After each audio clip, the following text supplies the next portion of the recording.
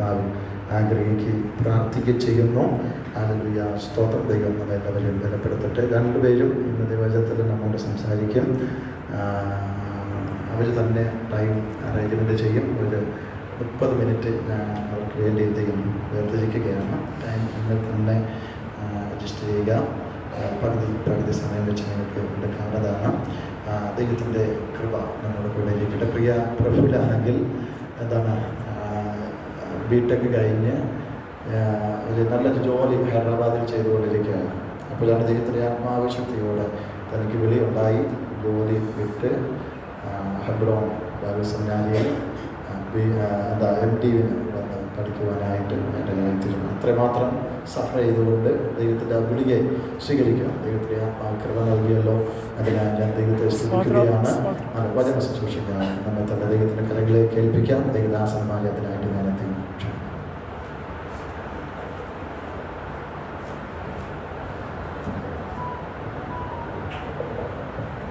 Hallelujah, hallelujah, hallelujah, hallelujah.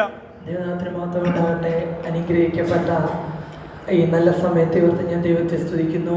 ഇന്ന് പകൽക്കാലം ഞങ്ങൾക്ക് നിങ്ങളുടെ മുമ്പിലായിരിക്കാൻ ദൈവം നൽകി തന്ന നല്ല സ്നേഹത്തെയും സഹവാസത്തെ ഓർത്ത് ഞാൻ സ്തുതിക്കുന്നു. എൻ്റെ ബൈബിൾ കോളേജ് ആൻഡ് സെമിനാരിയുടെ പ്രായോഗിക ശുശ്രൂഷയുടെ ഭാഗമായിട്ടാണ് ഇന്ന് പകൽക്കാലം ഞങ്ങൾ ഇന്നിവിടെ ആയിരിക്കുന്നത്. പാസ്റ്റർ മുമ്പേ പരിചയപ്പെടുത്തിയ പോലെ അദ്ദേഹത്തിൻ്റെ ഒരു പ്രഭു, എൻ്റെ പേര് മിഥുൻ. ഇവിടെ ആയിരിക്കുന്ന എല്ലാവർക്കും ഞാൻ സ്നേഹം അറിയിക്കുന്നു. ഞങ്ങൾക്ക് മുമ്പേ കർത്താവിൻ്റെ വഴിയിൽ അധ്വാനിക്കുന്ന പ്രിയ ദൈവദാസൻ, എൻ്റെ മാതാപിതാക്കൾ, എൻ്റെ സഹോദരങ്ങൾ, എൻ്റെ കുഞ്ഞുങ്ങൾ ഏവർക്കും വീണ്ടും വരുന്നവനായ യേശുക്രിസ്തുവിൻ്റെ നാമത്തിൽ സ്നേഹവന്ദനം. ഇന്ന് പകൽക്കാലം നിങ്ങളുടെ മുമ്പിലായിരിക്കാൻ ദൈവം നൽകി തന്ന അവസരത്തിൽ ദൈവത്തെ സ്തുതിക്കുന്നു. ഇന്ന് പകൽക്കാലം എനിക്ക് തുടക്കത്തിൽ നിങ്ങളോട് പറയാൻ ഒരു കാര്യമാണുള്ളത്. നമ്മുടെ ചിന്തകൾക്കും അതീതമായി പ്രവർത്തിക്കുന്ന ഒരു ദൈവത്തിന്റെ സാന്നിധ്യം ഇന്ന് പകൽക്കാലം ഇതിനകത്തുണ്ട്. അല്പനേരം ഞങ്ങൾക്ക് ലഭിച്ച സമയത്തിനുള്ളിൽ ഞങ്ങൾ മുമ്പിലോടുന്ന സമയത്ത് ഞങ്ങൾ അത് വളരെയധികം ബഹുമാനിച്ചുകൊണ്ട് ആദ്യം ബ്രദർ പ്രഭു ദൈവവചനത്തിൽ അല്പനേരങ്ങൾ ശുശ്രൂഷിക്കും. അതിനുശേഷം ദൈവം എന്നെ ഏൽപ്പിച്ച ചില നിയോഗങ്ങൾ നിങ്ങളുടെ മുമ്പിൽ പങ്കുവെച്ചുകൊണ്ട് ദൈവത്തിലേക്ക് ആഗ്രഹിക്കുന്നു. പ്രഭു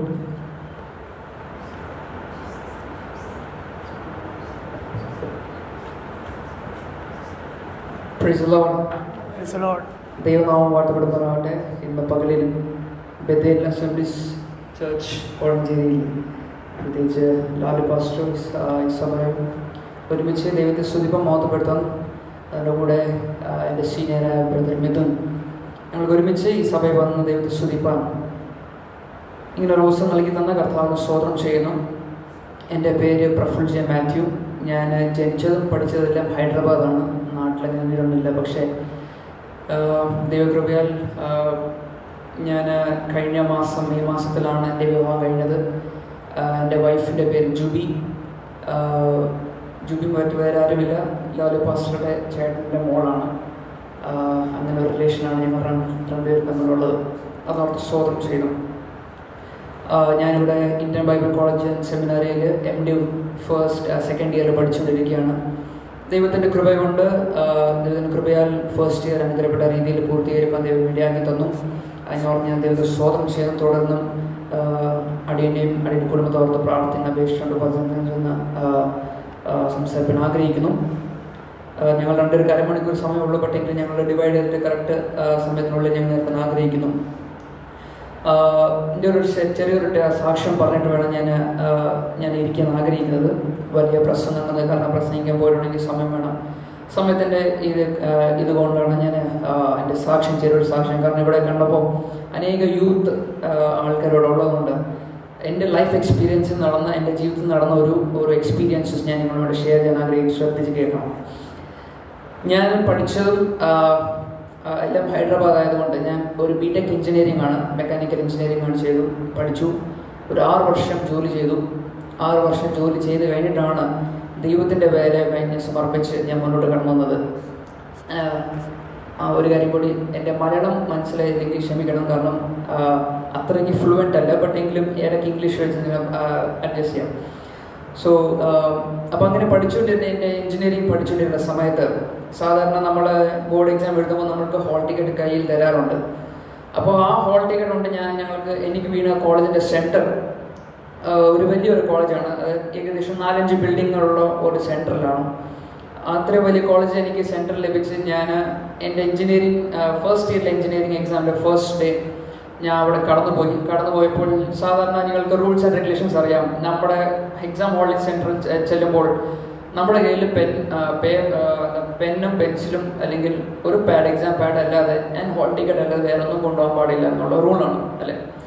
അപ്പോൾ റൂൾ അങ്ങനെ ആയപ്പോഴത്തേക്ക് ആ റൂൾ പാലിക്കാൻ വേണ്ടി ഞാൻ എൻ്റെ പേഴ്സും അതെല്ലാം കാര്യങ്ങളൊക്കെ ഞാൻ എൻ്റെ കൂട്ടുകാരൻ്റെ വണ്ടിയിൽ വെച്ചിട്ട്, കൂട്ടുകാരൻ വേറൊരു ബിൽഡിങ്ങിൽ പോയി, ഞാൻ വേറൊരു ബിൽഡിങ്ങിൽ പോയി. ആ കൂട്ടുകാരൻ ബിൽഡിംഗ് എന്ന് എനിക്കറിയത്തില്ല, പക്ഷെ ആ പെർട്ടിക്കുലർ ബിൽഡിംഗ് എന്നറിയാം. കാരണം 500 സ്റ്റുഡൻസ് ഉള്ളൊരു വലിയൊരു ഹോൾഡിംഗ് ആ സെൻറ്റർ ആയിരുന്നത്. അപ്പോൾ അങ്ങനെ ആയിരുന്നപ്പോൾ ഞാനത് എൻ്റെ പാൻ്റെ പോക്കറ്റിലെല്ലാം പേപ്പേഴ്സ് എല്ലാം പെന്ന് മാത്രം എടുത്തുകൊണ്ട് ഞാൻ എക്സാം സെൻറ്റർ ഹാളിൽ കയറി ചെന്നപ്പോഴാണ് സാർ ചോദിച്ചത് ഹോൾ ടിക്കറ്റ് എന്ത് ചെയ്തു. അപ്പോൾ എൻ്റെ ഹോൾ ടിക്കറ്റ് ഞാൻ തപ്പിയപ്പോൾ എൻ്റെ കയ്യിൽ ഹോൾ ടിക്കറ്റ് ഇല്ല, ഞാൻ പേന മാത്രം കൊണ്ടുപോയുള്ളൂ. അന്നേരം എൻ്റെ ചിന്ത പോയത് ഹോൾ ടിക്കറ്റ് കൊണ്ടുപോകണമെന്ന്, ഹോൾ ടിക്കറ്റ് പോക്കറ്റിലുണ്ടെന്ന് കരുതിയിട്ട് ഞാൻ പോയത്. അപ്പോൾ ഞാൻ ആ സമയത്ത് സാറ് ചോദിച്ചപ്പോൾ ഞാൻ അന്നേരം തപ്പുന്നത് ഹോൾ ടിക്കറ്റ് കാണാനില്ല. ഹോൾ ടിക്കറ്റ് കാണാതായി ഞാനിങ്ങനെ ഒത്തിരി ടെൻഷൻ അടിച്ചു. ഫസ്റ്റ് ഡേ എക്സാമാണ്, നിങ്ങൾ ചിന്തിക്കണം, എൻ്റെ എക്സ്പീരിയൻസ് നിങ്ങൾ മനസ്സിലാക്കണം. കാരണം ഫസ്റ്റ് ഡേ എഞ്ചിനീയറിംഗ്, ഇനി 4 വർഷം പഠിക്കാനുണ്ട് എഞ്ചിനീയറിംഗ് എക്സാം. അപ്പോൾ ആ ഒരു ഫസ്റ്റ് ഡേയിൽ തന്നെ പണി പാളി.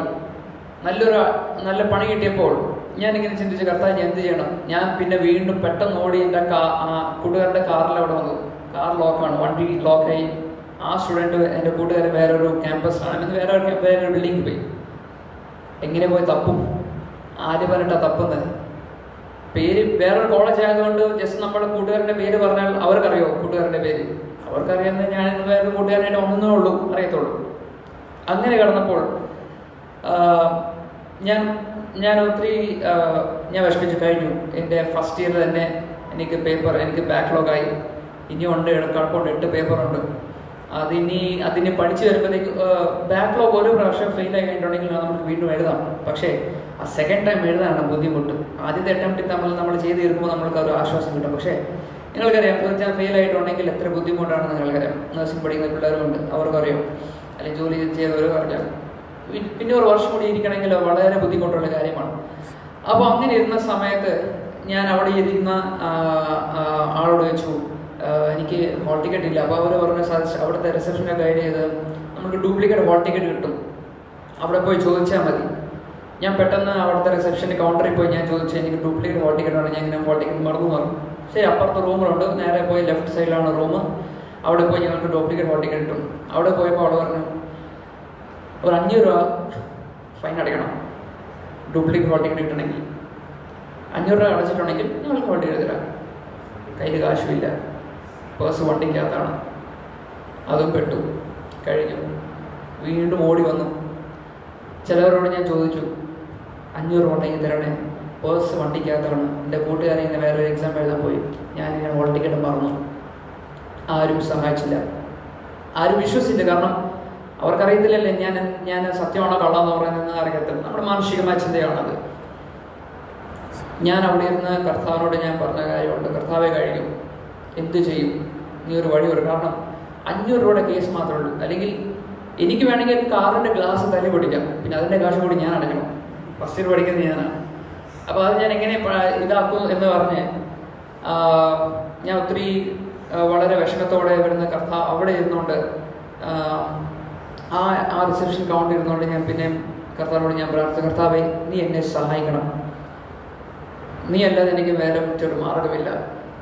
അപ്പോൾ ആ സമയത്തിൽ ആരാ എന്നോട് സംസാരിച്ചത് എനിക്കറിയത്തില്ല. ഞാൻ വിശ്വസിക്കുന്ന പരിശുദ്ധാത്മാവിനോട് സംസാരിച്ചു, നീ നിന്റെ പാൻറ്റിൻ്റെ പോക്കറ്റ് തപ്പി നോക്കാൻ പറഞ്ഞു. ഞാനത് സംശയിച്ചു. കാരണം എനിക്ക് നല്ല ഉറപ്പുണ്ട്, എനിക്ക് നല്ല ബോധ്യമുണ്ട്, എൻ്റെ പാൻറ്റിൻ്റെ പോക്കറ്റിൽ ഒരു തുണ്ട് പേപ്പറൊന്നും ഇല്ലാതെ പെണ്ണ് മാത്രമേ ഉള്ളൂ, വേറെ ഒന്നും ഇല്ല എൻ്റെ കയ്യിൽ.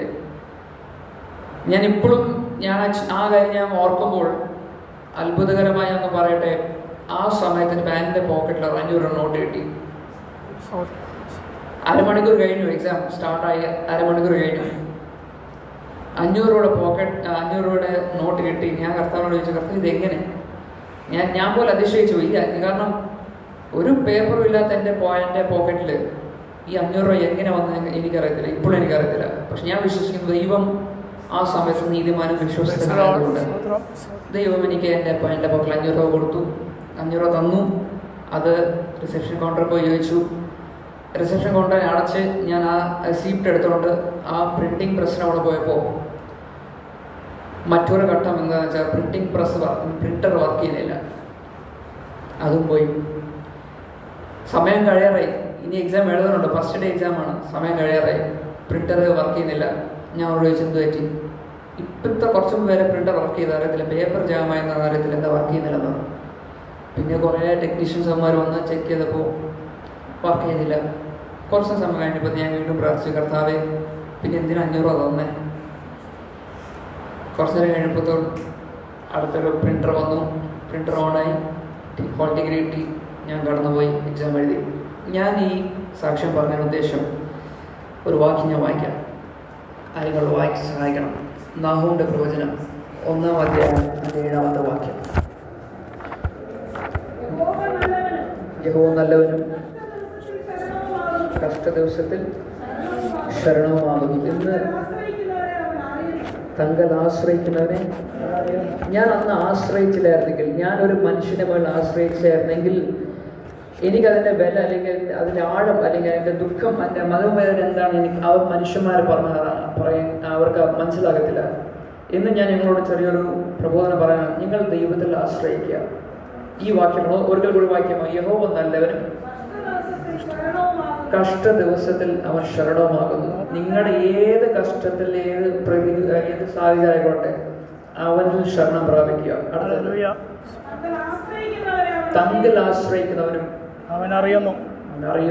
നിങ്ങളുടെ മനസ്സിലുള്ള വേദനകൾ അത് ചെറിയതോ വലിയതുമായിക്കോട്ടെ അതെനിക്കറിയത്തില്ല. പക്ഷേ നിങ്ങളത് കർത്താവിനെ ശ്രദ്ധിക്കുക. പിള്ളേർ നിങ്ങൾ ഓർക്കണം, നിങ്ങൾ ഏത് വിഷയമായിക്കോട്ടെ, നിങ്ങളുടെ പഠിക്കാൻ ഒരു ബുദ്ധിമുട്ടാണെങ്കിലും പോലും, ജോലിയിൽ ബുദ്ധിമുട്ടാണെങ്കിലും പോലും, നിങ്ങൾ കർത്താവിൽ ആശ്രയിക്കുക. കർത്താവ് തക്കതായ ഒരു വഴി ദൈവം ഒരുക്കി തരും. ഇനിയും ദൈവഹിതമാണെങ്കിൽ ഞാൻ വീണ്ടും കടന്നു വന്നതായിരിക്കും. അന്നേരം ഞാൻ ദൈവത്തിന് ശുശ്രൂഷ ചെയ്യുമായിരിക്കും. തുടർന്ന് എൻ്റെ സീനിയറായ ബ്രദർ മിഥുൻ കടന്ന് ദൈവത്തിൻ്റെ വചന ശുശ്രൂഷിക്കും. നിങ്ങൾ എന്നോട് കൊണ്ടവർ ഓർത്ത് പ്രാർത്ഥിക്കണം. അപേക്ഷ കൊണ്ട് ഈ സാക്ഷ്യത്തിൽ വെച്ചു കൊടുക്കണം. ഹല്ലേലൂയ. ഹല്ലേലൂയ. മാത്രം ഉണ്ടാകട്ടെ. നമുക്ക് സമയം നമ്മുടെ മുമ്പിൽ അധികം ഇല്ലാത്തത് കൊണ്ട് വളരെ വേഗം നമ്മുടെ ചിന്ത മർക്കോസ് എഴുതിയ സുവിശേഷം 4-ാം അധ്യായം അതിൻ്റെ 37-ാമത്തെ വാക്യവും അതിൻ്റെ 40-ാമത്തെ വാക്യവും ഒന്ന് വായിക്കാം. ആ ആ ആ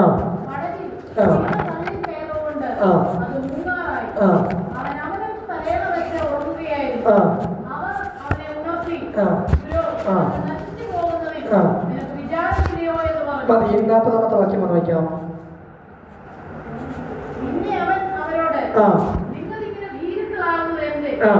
നിങ്ങൾക്ക് ഇപ്പോഴും വിശ്വാസമില്ലയോ എന്ന് പറഞ്ഞു. അവർ വളരെ ഭയപ്പെട്ടു.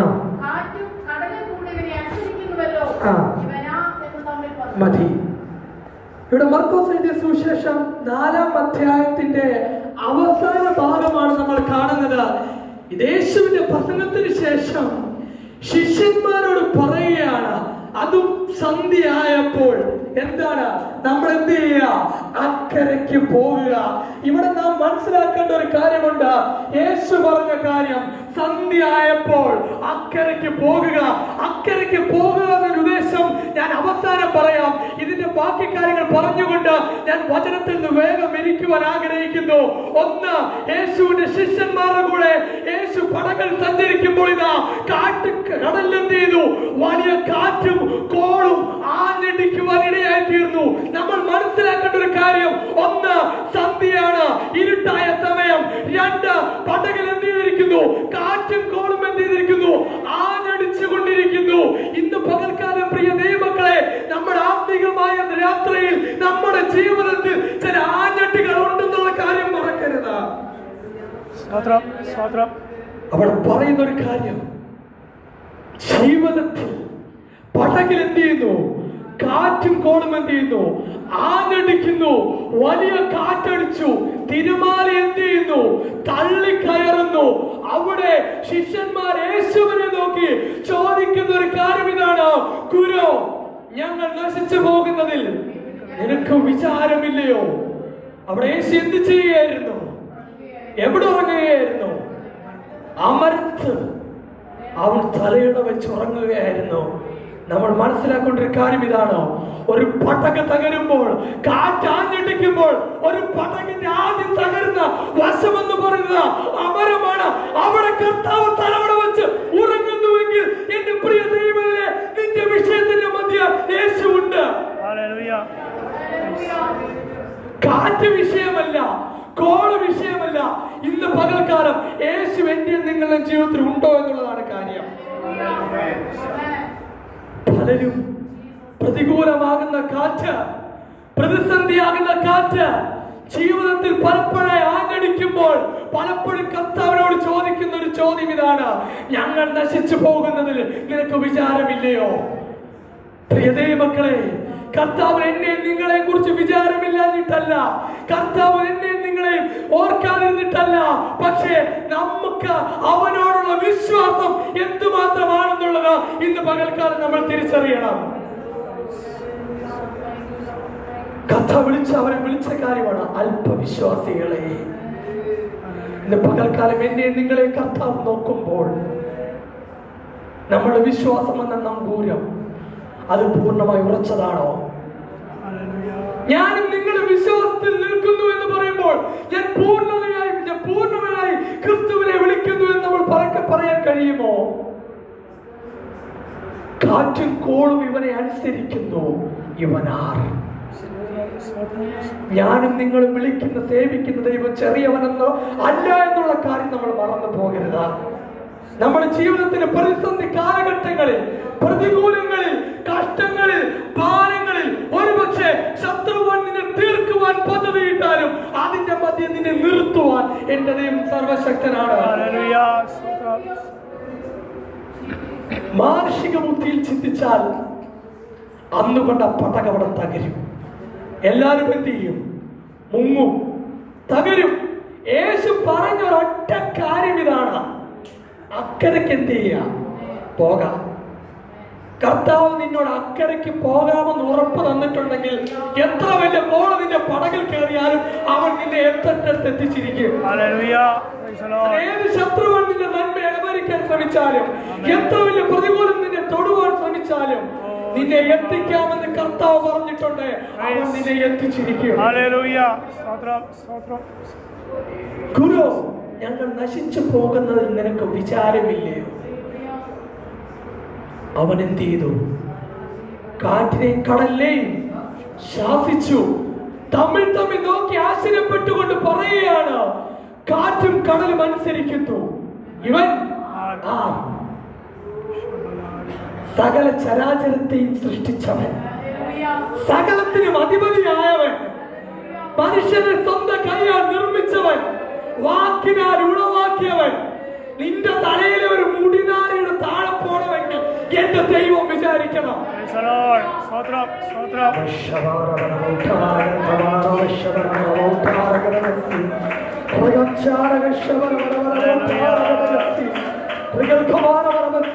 ഇന്ന് പകൽക്കാലം ആത്മാവിൽ ദൈവത്തിന്റെ സാന്നിധ്യം അനുഭവിക്കുന്നവർ ഇന്ന് പകൽക്കാലം ദൈവസ്ഥലത്ത് ശോധന ചെയ്ത് എന്റെ പടകിൽ യേശുവുണ്ടോ? എന്റെ ജീവിതത്തിൽ യേശുവുണ്ടോ? ഞാൻ എന്റെ യാത്രയിൽ യേശുവിനെ കൂടെ കൂട്ടിയിട്ടുണ്ടോ?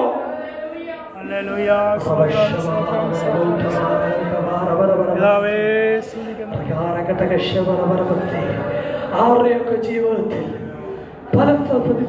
പല പ്രതിസന്ധികൾ മാറി മാറി ആഞ്ഞടിച്ചു കൊണ്ടിരിക്കുന്നു.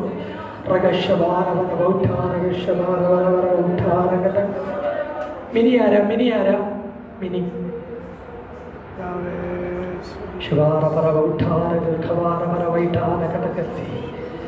പല രാത്രികൾ കണ്ണുനീരിന്റെ അവസ്ഥയിലൂടെ നീ കടന്നു പോയിട്ടുണ്ട്. ഇനി എന്ത് ചെയ്യുമെന്നറിയാതെ നിന്റെ ജീവിതം ഇവിടെ കൊണ്ട് അവസാനിച്ചു എന്ന് നീ പറഞ്ഞു. പലരും നീ ഉയരുകയില്ല എന്ന് വിധി എഴുതി. നിന്റെ ജീവിതം ഇതുകൊണ്ട് തീർന്നു, ഇനി ഞാൻ എങ്ങനെയെന്ന് നീ പലവട്ടം ദൈവത്തോട് ചോദിച്ചു. പല പരാജയങ്ങൾ ഒന്നിനു പുറകെ നിന്റെ ജീവിതത്തിൽ നീ കണ്ടു. പലപ്പോഴും ഒരു ചോദ്യചിഹ്നമായി, ഒരു പരസ്യകാലമായി നീ നാളുകളുടെ ഇടയിൽ നിൽക്കേണ്ടി വന്നപ്പോൾ പ്രിയ ദൈവമേ, നിന്നെ താങ്ങിയത് ദൈവത്തിന്റെ കരമാണ്, നിന്നെ നിർത്തിയത് ദൈവത്തിന്റെ കരമാണ്. ഈ നാളുകളിൽ നീ ചില വിഷയങ്ങളുടെ മധ്യേ നീ നുറുങ്ങിയിരിക്കുന്ന അവസ്ഥയുണ്ട്, ചില വിഷയങ്ങളുടെ മധ്യേ നീ പ്രാർത്ഥിക്കുന്ന അവസ്ഥയുണ്ട്. കണ്ണുനീരുകൾ ചില വിഷയങ്ങൾ ഓർക്കുമ്പോൾ ധാരധാരയായി നിന്റെ കണ്ണിൽ നിന്ന് കണ്ണുനീർ പുറപ്പെടുത്തിക്കുന്ന അവസ്ഥകൾ പലപ്പോഴും നിന്റെ ജീവിതത്തിൽ കടന്നു വരുന്നുണ്ട്.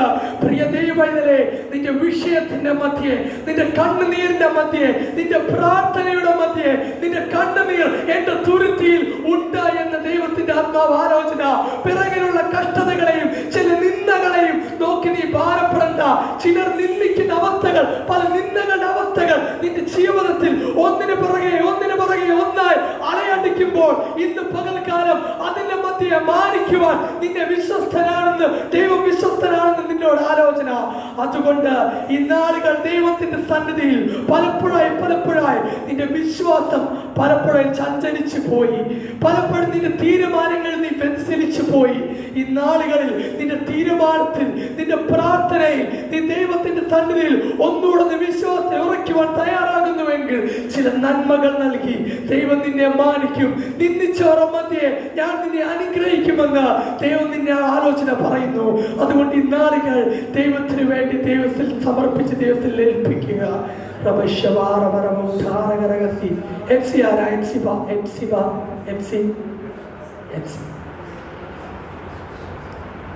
തീരുമാനങ്ങൾ പലതും ദൈവത്തിന്റെ സന്നിധിയിൽ എടുത്തു. പക്ഷേ ഒരു പരിധി വരെ ചെയ്തോ എന്ന് ചോദിച്ചാൽ ചെയ്തു.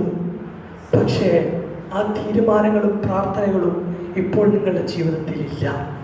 പലപ്പോഴായി ദൈവത്തിന്റെ സന്നിധിയിൽ പറയാറുണ്ട്, അപ്പ എനിക്ക് ഒന്നുകൂടെ അടുത്തു വരണം, എനിക്ക് ഒന്നുകൂടെ ഞങ്ങൾക്ക് വേണ്ടി ജീവിക്കണം, ഞാൻ നിനക്ക് വേണ്ടി നിന്നുകൊള്ളാമെന്ന് പലപ്പോഴായി ദൈവത്തിന്റെ തീരുമാനം എടുക്കാറുണ്ട്.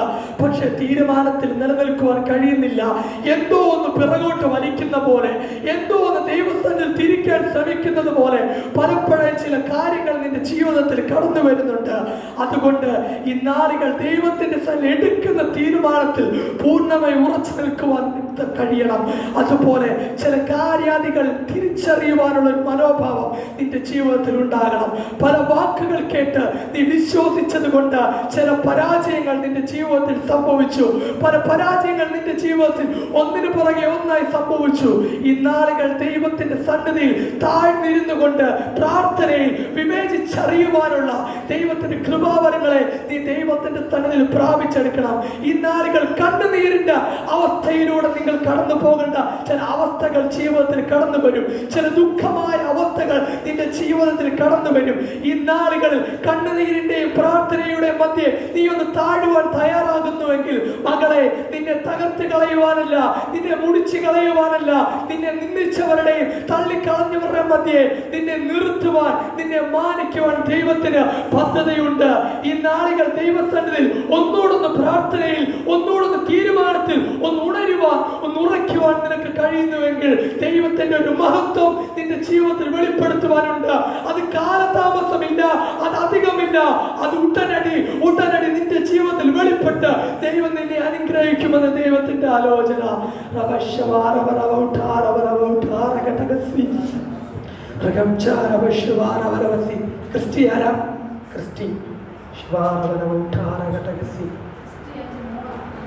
എവിടാ ദുബൈയില്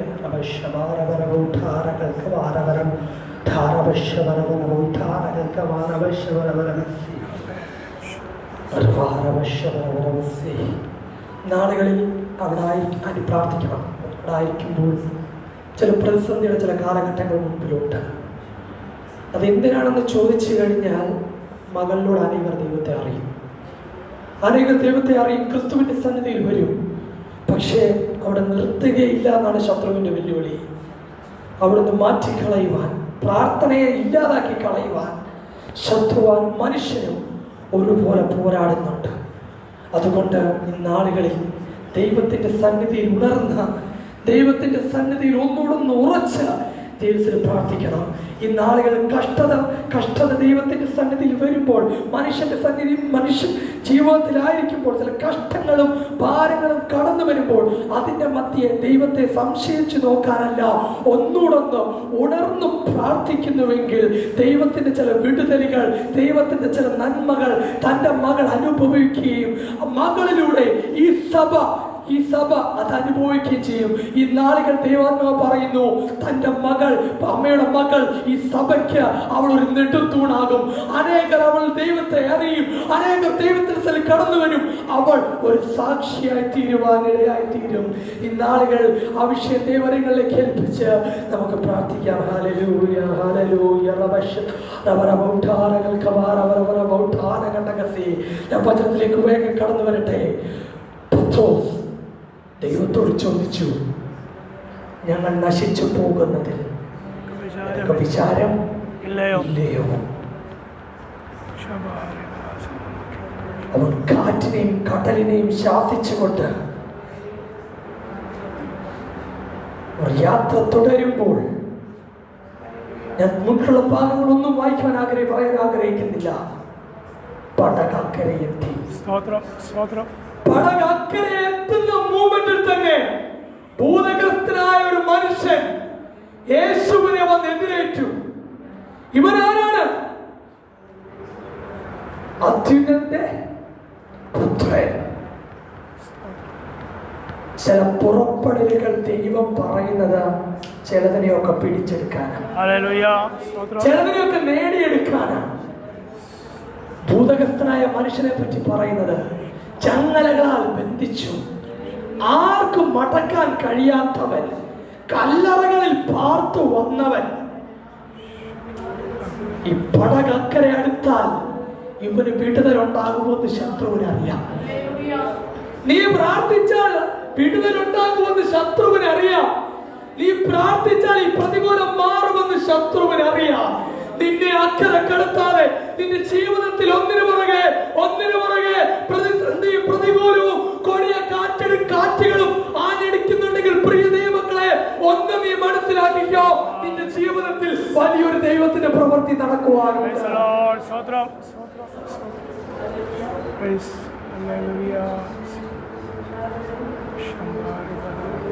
ജീവിതമാകുന്ന പടകിൽ കാറ്റാഞ്ഞടിച്ചാലും കോളാഞ്ഞടിച്ചാലും എന്തൊക്കെ വിഷയങ്ങൾ കടന്നു വന്നാലും എന്റെ പടകിലുണ്ട്, എന്റെ യേശു ഉണ്ടെന്ന് പറയുവാൻ എത്ര പേർക്ക് കഴിയും? നെഞ്ചത്ത് കൈവച്ച് എത്ര പേർക്ക് പറയാൻ കഴിയും, എന്റെ കൂടെ എന്റെ യേശു ഉണ്ടെന്ന്? നാളുകളിൽ വിശ്വാസമാകുന്ന നങ്കൂരം നിന്റെ ആത്മീക ജീവിതത്തിൽ നീ ഉറപ്പിച്ചില്ല എങ്കിൽ പ്രതികൂലമാകുന്ന കാറ്റിന്റെ മധ്യേ നീ വീണുപോകുവാനിടയായി തീരും. പ്രാർത്ഥനയാകുന്ന നങ്കൂരം നീ ഉറപ്പിക്കുക, വിശ്വാസമാകുന്ന നങ്കൂരം നീ ഉറപ്പിക്കുക. പടകിൽ യേശുവുണ്ട്. നീ തകരുവാൻ, നീ തളരുവാൻ എന്റെ ദൈവം അനുവദിക്കുകയില്ല. സകലത്തിനും ഉടയവനായവൻ, എന്നെയും നിന്നെ നിർമ്മിച്ചവൻ, സകലത്തിലും അധികാരിയായ ദൈവം എന്റെയും നിങ്ങളുടെയും കൂടെയുള്ളപ്പോൾ ശത്രുവിന്റെ പ്രവൃത്തികൾക്കല്ല, മനുഷ്യന്റെ വാക്കുകൾക്കല്ല, ഈ ലോകത്തിൽ യാതൊന്നിനും ഒരു ദൈവപൈതലിനെ തൊട്ടാൻ കഴിയത്തില്ല. അതിന് ആദ്യം എന്ത് വേണം? വിശ്വാസം. പകൽക്കാലം വിശ്വാസത്തോടെ ദൈവത്തിന്റെ സന്നിധിയിൽ കടന്നു വരുവാൻ ദൈവം നമ്മളെ ഓരോരുത്തരെയും അനുഗ്രഹിക്കട്ടെ എന്ന് പറഞ്ഞുകൊണ്ട് ഞാൻ ദിവസത്തിലിരിക്കുന്നു. സമയം ലഭിച്ചെന്ന ദിവസം നന്ദി അറിയിക്കുന്നു. അതുപോലെ പരിചയമായ ഒരു